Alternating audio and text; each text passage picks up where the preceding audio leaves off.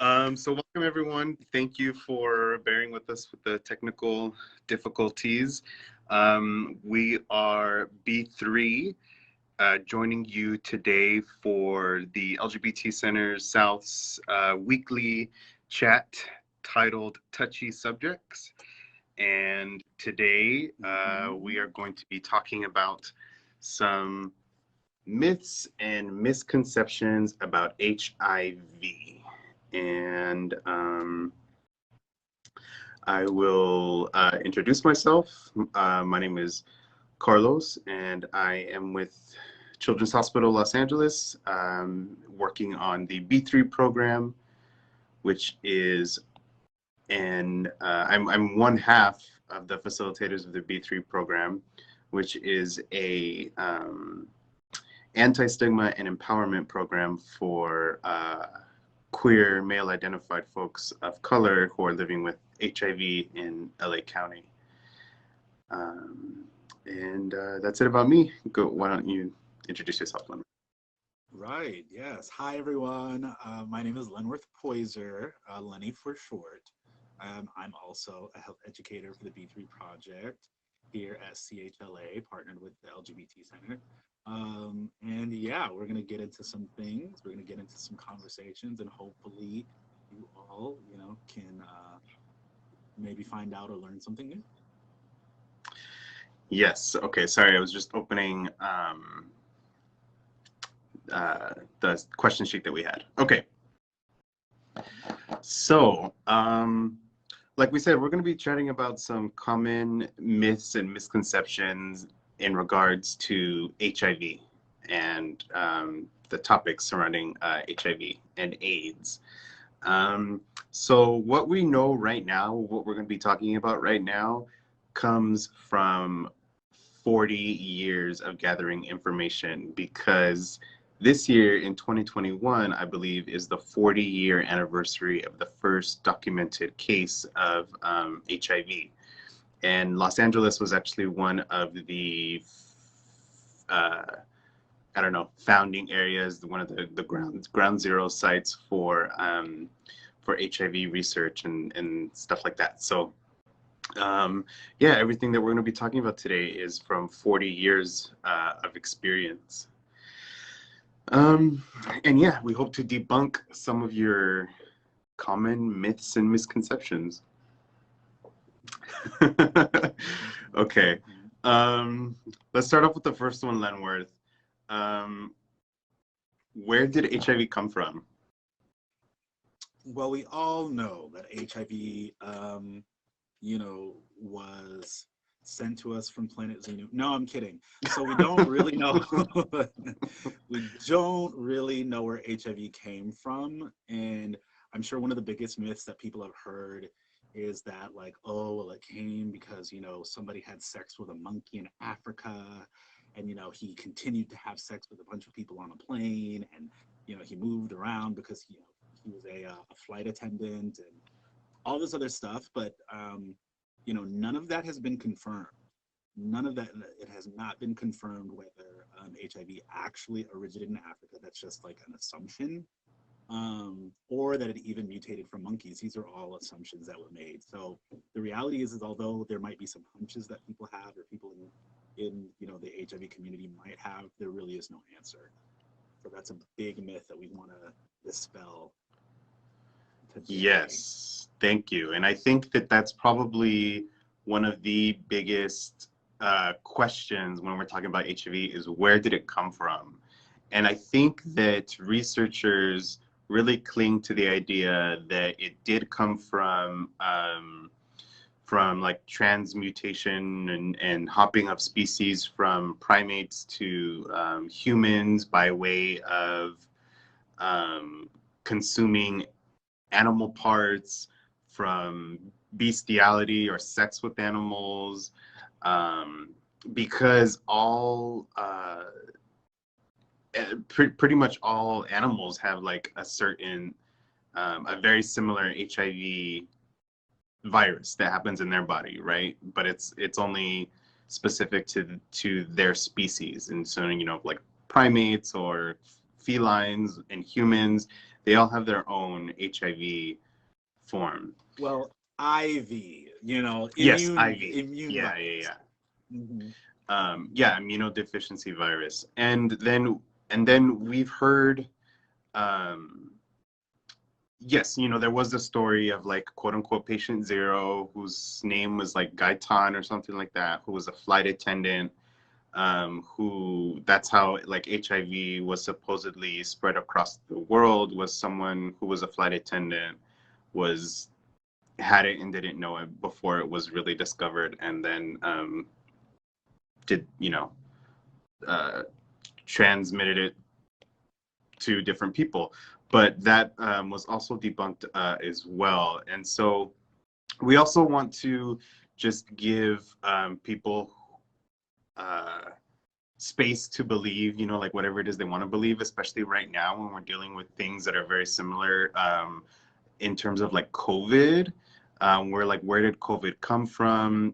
Some people think that, there's a lot of government conspiracies. A lot of people think that HIV, there's a lot of conspiracy theories about HIV because of what it does in the body to the specific people that it does it to. Some people think that it was man-made and created. And so we just want to give space for people to really believe, um, you know, they have their choice in belief of what HIV, where it came from. We can't really do anything about where it came from. We can only do things to prevent and suppress the virus for right now. It's where it came from is neither kind of here or there, I guess, at the moment, right? Right. Right. Exactly. Doesn't matter. Yeah. Yeah, because it's here. So awesome. All right. Well, the next one, people believe that HIV is no longer a big deal? What do you think about that? Yeah. It's funny because um, it all depends on who and how you ask, right? Like, oh, HIV is no, like if I'm telling somebody, who might be educated about it, oh, it's like no big deal. Like, just get on some medication. But to somebody else, like maybe I'm about to engage with with a partner, a sex partner, and they're like, oh, I'm HIV positive. They might have a completely different, feeling about how big of a deal HIV is. So, yes and no. But I think we're going with no because um, HIV is no longer a big deal means that we don't have to learn or know anything about it, right? Like, and that's not the case. Um, and so, yeah, I think it's definitely important for us to really continue to educate people about HIV and AIDS because as long as this virus has been around, it doesn't necessarily mean that everyone just knows about it and is on the same page. A lot of people can still be very misinformed about how HIV is transmitted and what the care looks like. So still important to know how to, um, get tested, stay in care, how it's transmitted, all that stuff. Yeah, and I know that when we were chatting about this one yesterday, um, we had to really think about the nuance with that question. Is HIV a big deal or not? And like the nuance with that question is that it's a yes and a no. Because you made the really good point yesterday that, as the work that we do as service providers, we're always trying to destigmatize the years and years of stigma that came along with HIV. So when we, as people, with lived experience, and with the advancements of like treatment and prevention, HIV kind of, it's no longer, it's something that's we're working to heavily destigmatize, right? So it's not a big deal in that sense. Like, if you're ever diagnosed with HIV, there's treatment, you can live a normal life, you can prevent HIV in all these new and different ways. So it's kind of like no longer a big deal in that sense, and me as like a person living with HIV, I can kind of say that about myself. Like, I mean, it may have been a big deal at the moment of finding out, but um, now all these years later, I can say, it's not really that big of a deal. but then we turn around and we think about it from like a public health lens and perspective. And I think in that perspective, it still is a big deal because it's still an epidemic. It's still, I want to say it's still classified as a pandemic globally still. And that there are many places around the world that do not have the resources that the rest of the world, that the United States has, that California specifically has. Um, so I think, we can think about that question in two ways. It may not be a big deal to us personally, but I think from a public health perspective, it does still have, you know, um, if it wasn't a big deal, then we wouldn't have conferences every year. You and I wouldn't have this job. Right. So I Yeah, think still relevant. yes, thank you. That's the word, relevant. Okay. Are HIV and AIDS the same thing? People think that HIV and AIDS are the same thing. Can you tell us maybe why they're not? Absolutely, and it's like, although there might be some, intricacies to understanding HIV, once you get it, it's super simple. So the quickest way to understand it is HIV is the virus that is transmitted between people, and AIDS is a collection of symptoms that one has once they are positive, or can get once they are positive, but it has nothing to do with receiving or getting anything from anybody else or anybody else's care. AIDS has to do with a person who's living with HIV and their particular body and where they are in their health at that point. No one can give anybody else AIDS. It's never happened. HIV is what's transmitted, not AIDS. AIDS is a chronic health condition separated from the virus, and we want to make that very clear. They're connected, yes, but they are not the same thing. One is, as I said, the virus. One is a collection of symptoms that that can happen after not being in treatment for long periods of time, and we can go into depth on that. Yes, thank you for sharing those important parts. What was I just about to say? Well, there's a couple of things that are clinical about the definition of AIDS, right? Like you have to have a CD4 count. Um, you have to have a CD4 count that's like below 200, I What's a believe. CD4 count, Carlos? Right. A CD4 count is the count of someone's white blood cells or their immune system. So when you have your blood drawn and you have your labs done and they look at the amount of fighter cells that are in your system, if that number falls below 200, then that is one of the classifying factors for an AIDS diagnosis. The second one is to have a high viral load. The viral load is the measurement of how much virus is in the body. And the third thing that someone has to have to receive an AIDS diagnosis is an opportunistic infection. And that is an infection that takes an opportunity of the body's weakened immune system, and some things that folks with a normal immune system would be able to fight off, folks who with an HIV infection may not be able to fight those things off. And some of those are cancers, some of those are skin conditions, things like thrush, Kaposi sarcoma, um, different things. Those were the more visible things that we would see back in the 80s and the 90s, when folks had AIDS, like in movies and stuff like that. Like purple spots on the body, things like that. Thrush, white mouth. Yes, All of yes. that.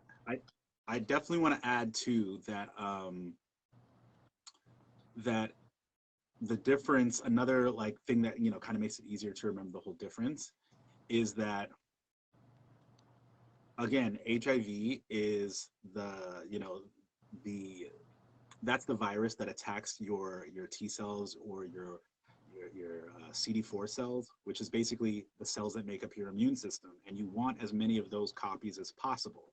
Well, HIV, in order to replicate more of itself, uses your T cells to replicate. But in that process, it destroys your T cells.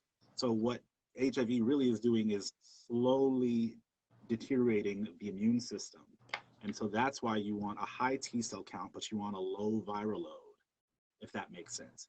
So again, just back to what Carlos was saying, you know, especially back in the days when we didn't have any treatment, back in those days, an AIDS diagnosis might have been much more likely because there was nothing to stop the virus from destroying your T cells, destroying your immune system.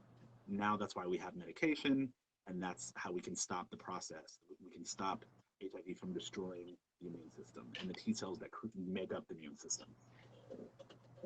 Also, another difference between the two is that someone with AIDS or someone who's given an AIDS diagnosis has HIV, but not everyone who has HIV has AIDS. If that makes sense. Absolutely. So if the two different people can walk into the office and be newly diagnosed. Now, again, everyone's body is different and everyone reacts to HIV differently. So some of us are faster progressors, some of us are slower progressors. But let's say two newly diagnosed people walk into the office. You know, one person could have a bunch of T cells and a very low viral count. So meaning that, you know, again, just diagnosed with HIV, but nothing really to worry about on the medical side. And another person could be newly diagnosed and have, you know, a really low amount of T cell count. It really just depends on the person and how long they might have been out of treatment and how long they might have been living with HIV. So again, yeah, just because a person is HIV positive, you have no idea. You can't really know until they tell you where they are on, you know, the spectrum of care. And yeah, it's to each person's individual body. Okay, next one is something that we talk about a lot in the B3 program when we go through it with our clients, which is the activities and fluids that transmit HIV. So there are a ton of misconceptions that have gone on throughout the years, and I'll just go ahead and name a few, and then we can talk about what they actually are. So in the early days, sort of, again, bringing it back to like sort of like COVID, like in the beginning, people didn't know how you can spread it or how it's transmitted and how it's contracted. So is it, you know, on touching surfaces? Is it on sharing utensils? Is it on cups? Is it from the toilet seat? Is it from mosquitoes? Is it from hugging? Is it from saliva? Is it from sweat? Is it from, I don't know, what are other things that you've heard?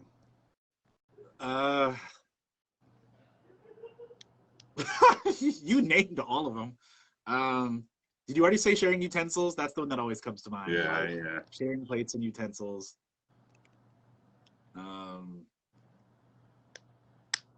Did we say kissing?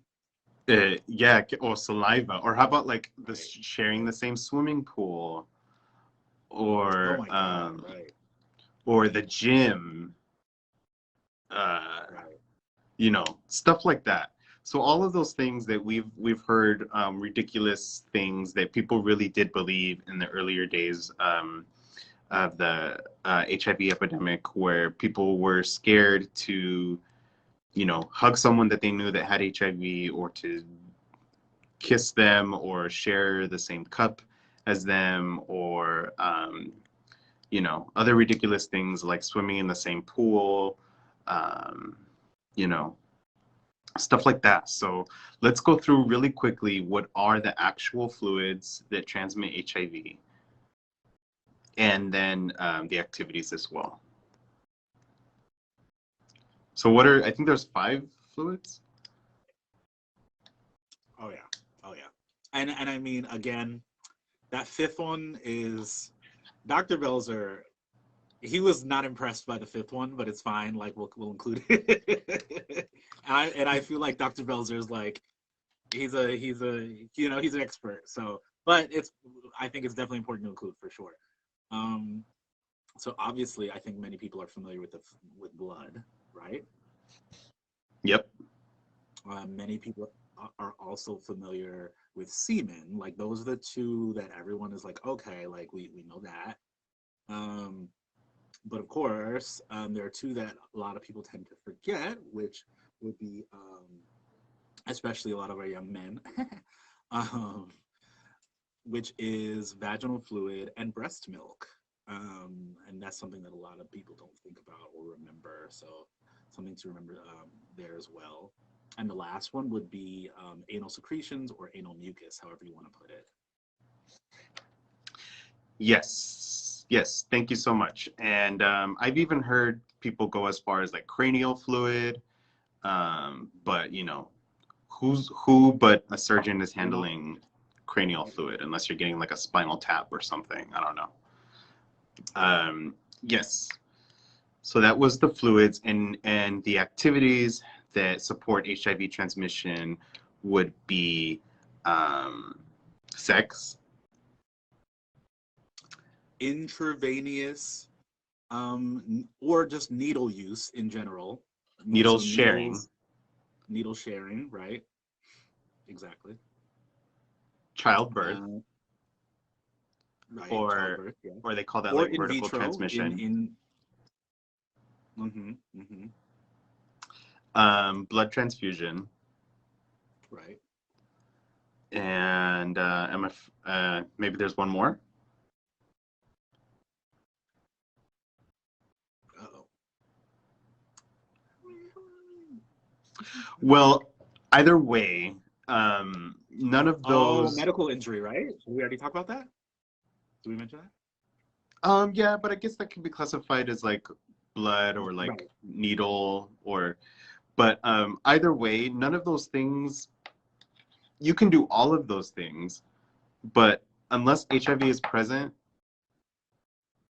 it's not going to happen. So those activities and those fluids have to have HIV present. It doesn't come out of thin air. It doesn't manifest or just come out of nowhere. Like HIV has to be present. So I can share a needle with someone, but if neither that other person or I have HIV, neither of us are gonna get it.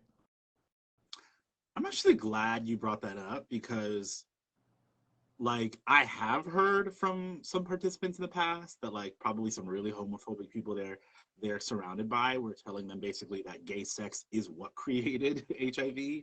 And again, that's ridiculous and there's no evidence to prove that because especially again anyone can contract HIV and it's not just a sexually transmitted infection. There's other ways that it's transmitted. So yeah, again, no, gay sex does not just create viruses. That's not how medical things and science work.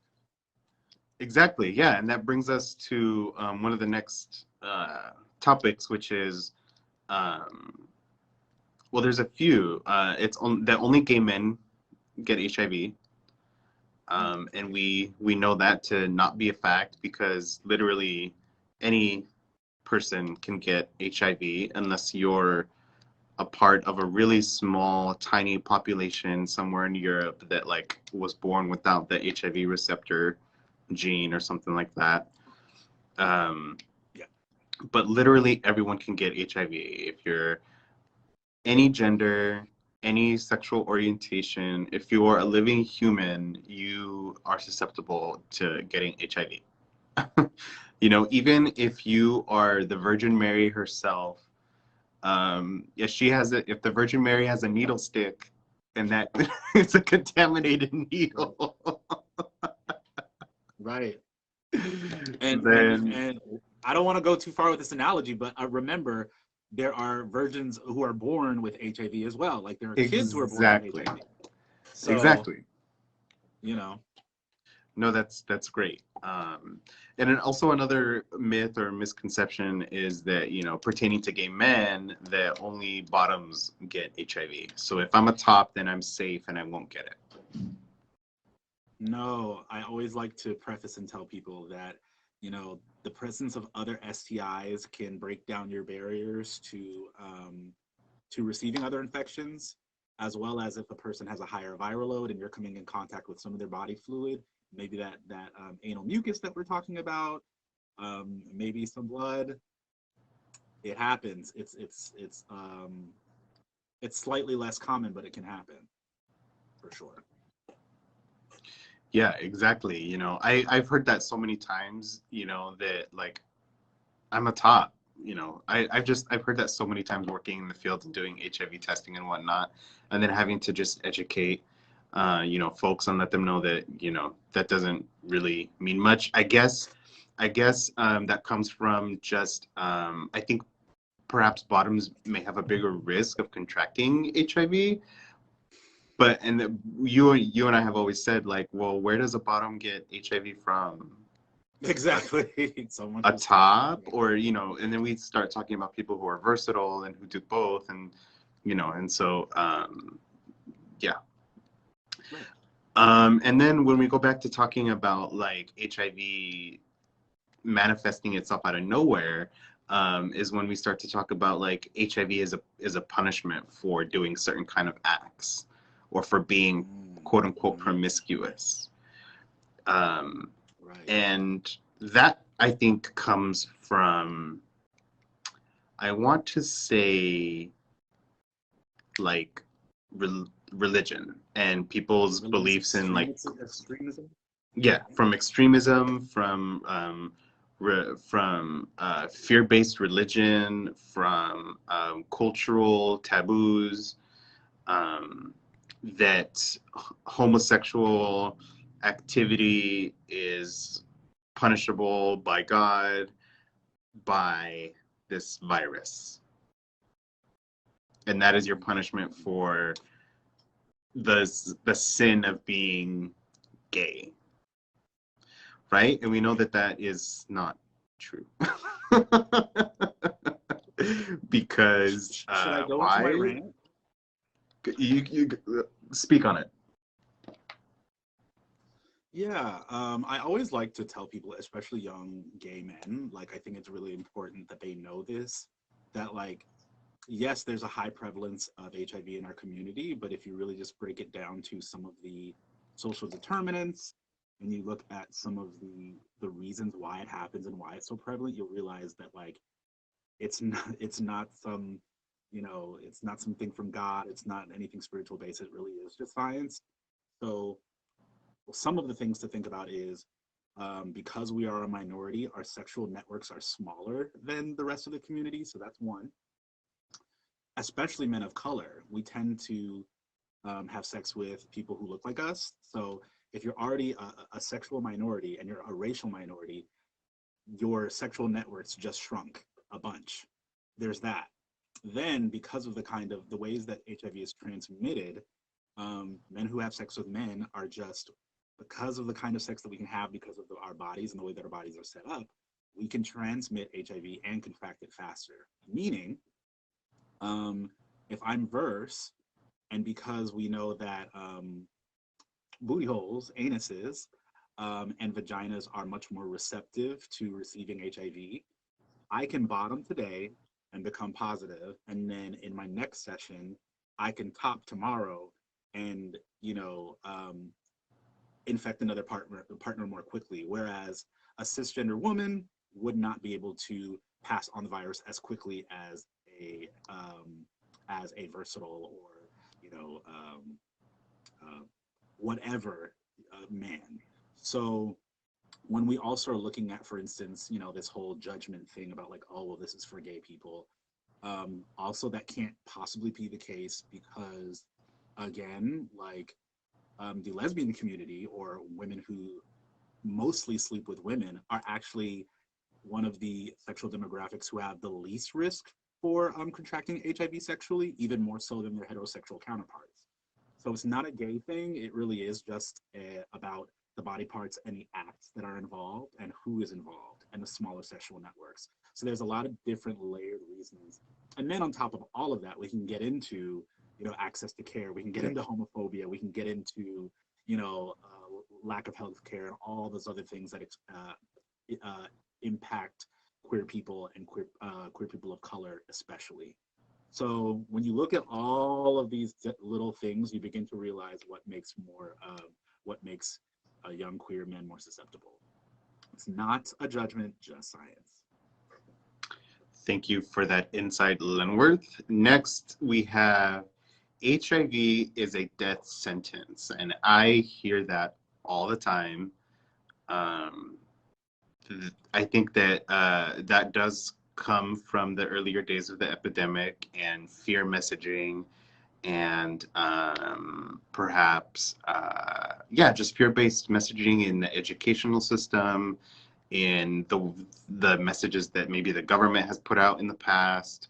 Um, and I think, again, there is nuance to this one because I think that it's true and it's not true at the very same time. And for the most part, it's not true because if you are in a place where you're able to have access to life-saving medications and access to services that treat other things that are going on besides HIV, such as like housing and nutrition and mental health support and all of those things, HIV absolutely does not have to be a death sentence at all anymore. And on the other end, it can be for places around the world that have absolutely none of that. And we do always remember all of the history of HIV when back in the day, before there was life-saving medications, and people were losing friends left and right, and that's why we still have World AIDS Day when we remember the folks that have passed on, or monthly there's like an HIV/AIDS awareness day for specific communities like every month. So yes, so on one end, I do think that it absolutely does not have to be a death sentence, but on the other end, that it really depends on who you are and where you are. What do you think about that? Yeah, I definitely think things have changed, and most people know that. And I even think access to medication is getting better in a lot of countries. So, I mean, I could be wrong, and I'm sure there are still a lot of places where access is hard, but I think we're getting to a point now where I think most of the world has at least okay access to HIV medication.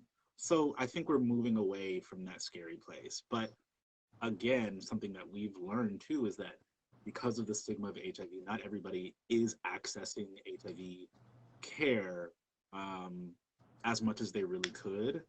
And the HIV stigma might be even greater in different places. I come from a Jamaican family, and I know that yes, HIV care does exist there, but because those testing places, they're so stigmatized and kind of associated with gay people that like even people who are living with HIV that want to go seek treatment are scared to. So we have work to do when it comes to distilling the stigma, because even stigma can affect people's access to care. Absolutely. All right. So one of the next ones is also something that I hear a lot about. If I do not have health insurance or if I am undocumented, I cannot receive HIV treatment or prevention services. And now, just being someone who has done a lot of like HIV testing, um, that's something that I have heard a lot, is that folks are like, oh, I don't have health insurance. And this is even for just like other conditions. People in certain cultures are like, I don't want to go to the doctor because they're going to find something wrong with me, and then I'm not going to be able to pay for, you know, to treat it. So that's something that I hear about all of the time. And that also goes for folks who are undocumented, who are like, I don't have access to health insurance. Therefore, I don't want to get tested. I don't want to know if there's something wrong with me, because if there is something wrong with me, there's not going to be anything that I'm going to be able to do about it. And all of those are false. That's a huge myth. Can you tell us perhaps why?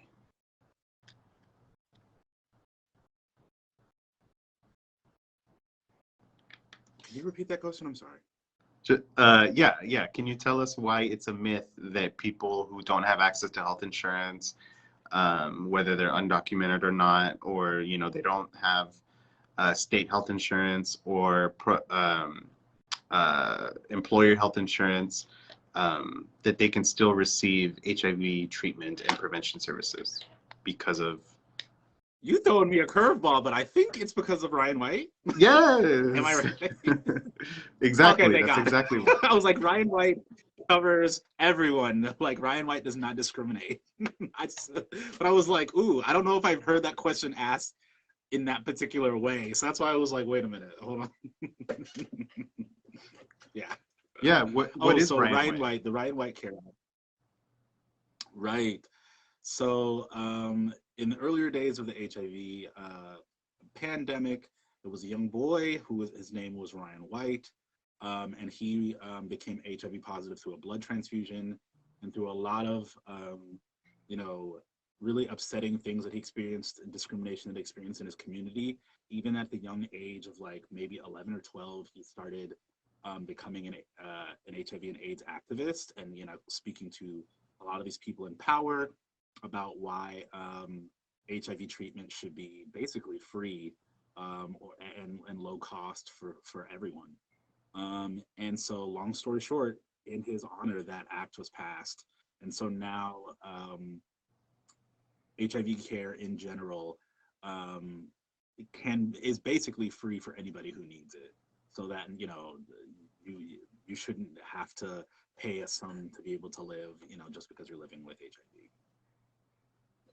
Yes, thank you so much for giving us the background on Ryan White. His legacy lives on in the services, that that we're able to receive today. I know that I myself have accessed Ryan White services when I didn't have any health insurance, and I wasn't able to pay for my HIV doctor's appointments, and then that started the discussion about how I was going to pay for HIV medication, and it's a payer of last resort. So it means if you have absolutely no way of paying for HIV services, then they will use funds from the Ryan White program to pay for anything that's HIV related, doctor visits, and they'll look into other things to help you pay for your medications. And so we're very thankful for the Ryan White Care Act. Okay. So I've also heard this a lot. Hold on. I can't check that. We're almost done here. We've only got a few left. Okay. So we all have heard the term undetectable being thrown, around a lot as of late. And I've heard some people actually say that being undetectable means that you don't have HIV. What do you say about that? Okay, no. Absolutely not. Absolutely not. It's it would make it's an easy thing it's an easy thing to misconstrue or get confused, but especially because if someone who is undetectable, what that means is for those who might not know, if you've stayed on your treatment for an extended amount of time, usually what that means is on certain tests, on a lot of different tests, you might actually, HIV can't even be seen on that test. So a lot of times people might think that's what that means, but no, there is no cure for HIV. That has never been said and done. So basically, I get why people would think that, because on certain tests you could come up negative, but no. Once you were diagnosed with HIV, you're always diagnosed with HIV until further notice, until we know of a cure somewhere. Yes, thank you. And also where that may come from is that if someone is undetectable. If the viral load is undetectable, then that does mean that they're unable to transmit the virus sexually to their sexual partners. And so that may also come with another misconception of like, oh, that means that I don't have HIV anymore.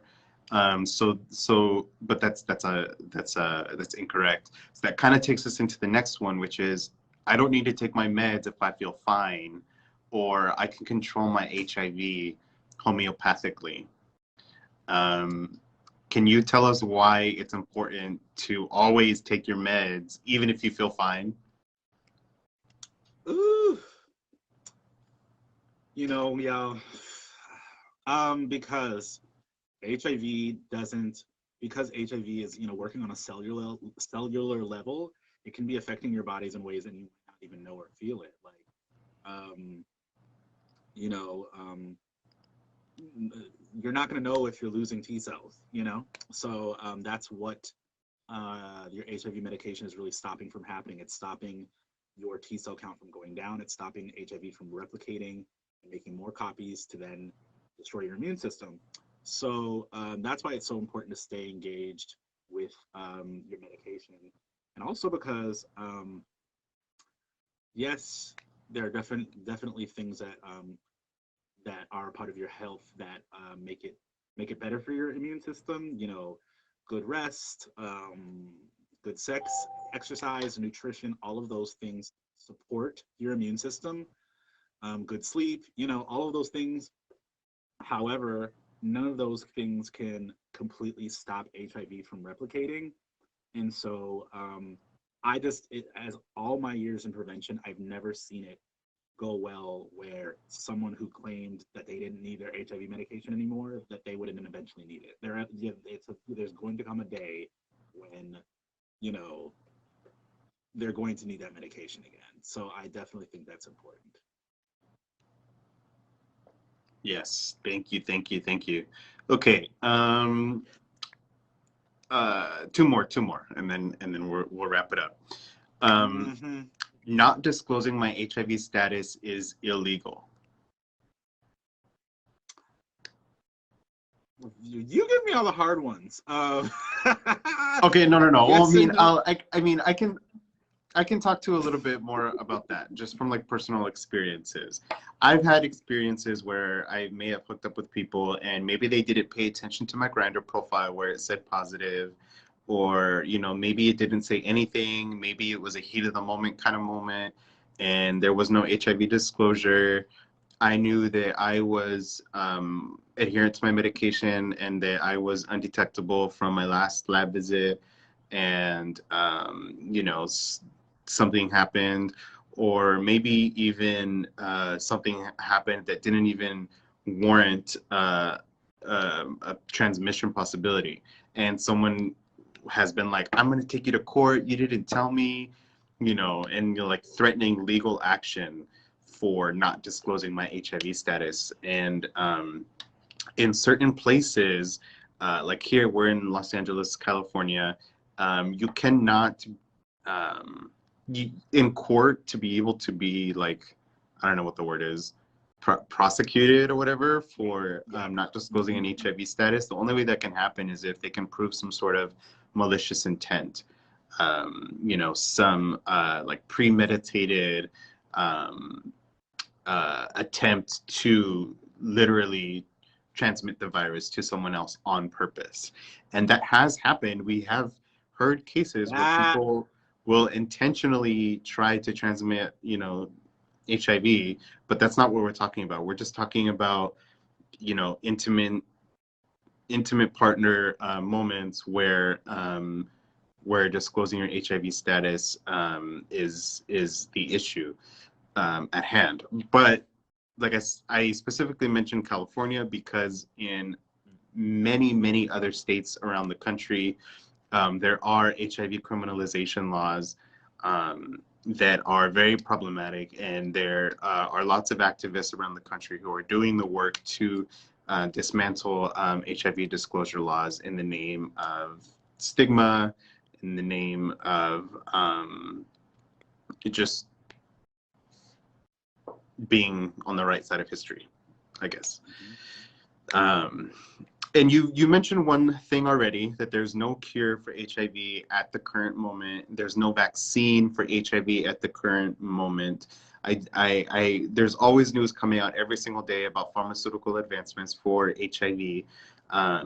And so we do have very sophisticated things that are coming out in the pipeline of the future, such as injectable HIV medications, injectable PrEP, and I even believe that there's HIV vaccine trials that are happening at the current moment. And so in the very near future, or at least at some point in both of our lifetimes, we will see something close to an HIV vaccine. We will see something close to a cure for HIV, or perhaps, the cure itself. There has been less than a handful of people who have been cured of HIV on the most randomest, rarest circumstances, such as like bone marrow transplant, which we know that we can't do that for everyone. Yeah. So You have to yes. have leukemia to even get to that to that point, and yeah. Right. There's no cure and there's no vaccine for HIV at the current moment, but we do have hope in our lifetime. All right, the last one before we let y'all go. I cannot have a healthy sex life with HIV.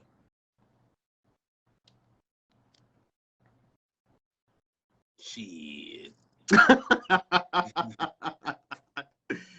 No, that's not true. Tell us why. Tell us what's up with that. I think not that we do focus on the talk about U equals U, and a lot of people might be hearing that which basically means that if someone is on treatment, even with condomless sex, and they're undetectable, they cannot transmit HIV sexually. So that is why it's so important for people who are living with HIV to get into treatment for themselves, and also to stop the spread of HIV. And that's really what it is. So we really do hope too that more people, especially in the gay community, of all communities, are really starting to understand and be more open to people dating and being in relationships with people who are living with HIV, because if someone is on top of their medical care, their HIV status should really have nothing to do with you. So yeah. And yeah, thank you for saying that. And not even to put the onus on the people who are living with HIV, but also all of the preventative options that we have now. So you have things like PrEP. We have all of these places like the LGBT Center who are continuously providing education around what it means to be on HIV treatment, U equals U, PrEP access, PEP access, free condoms all the time, and lubrication. There's all of those things that can help stop the transmission and acquisition of HIV. And that should never stop anyone. An HIV diagnosis doesn't have to stop anyone from having the kind of sex that they want. You could still be into your kinks. You can still be into your leather. You could still go to the bathhouse. You could still have orgies. You could be a porn star living with HIV. Yes. And that's why we always encourage STI screening every 3 months. For people who are living with HIV, that's for everything else. For people who are not, that's for all things, including HIV.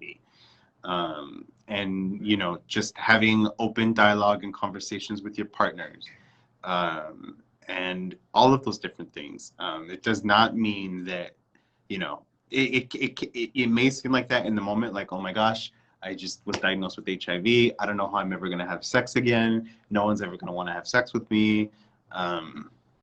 All of those thoughts go through our head sometimes, and they just shouldn't. Don't let it get you down.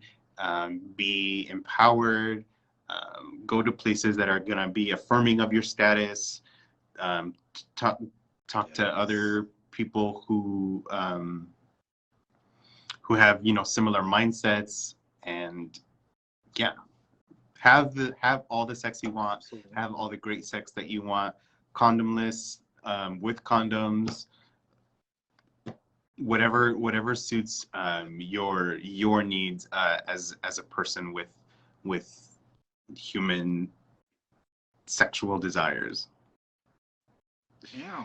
And that's kind I'm of here all for I that. have to say. Right, right. No, I do, so why not, you know? Exactly. Exactly. Well, that was it. Thank you for joining us today. If you are interested in the B3 program, you could always contact B3 through CHLA. You can contact B3 through the LGBT Center South's community health page. And yeah, that's it. Enjoy the rest of your week, and we will see you all again. Yep, there's Lenworth with our logo there and our awesome flyer. B3 is available virtually at the LGBT Center South, as well as at the LGBT Center on Schrader in Hollywood, and at Children's Hospital on Sunset. But yeah, that's it. So we'll see y'all next time with another topic. Yeah, thank you for joining us. Thank you, Lenworth. Thanks for having us. Take care, y'all. Bye. See ya. Okay. Bye.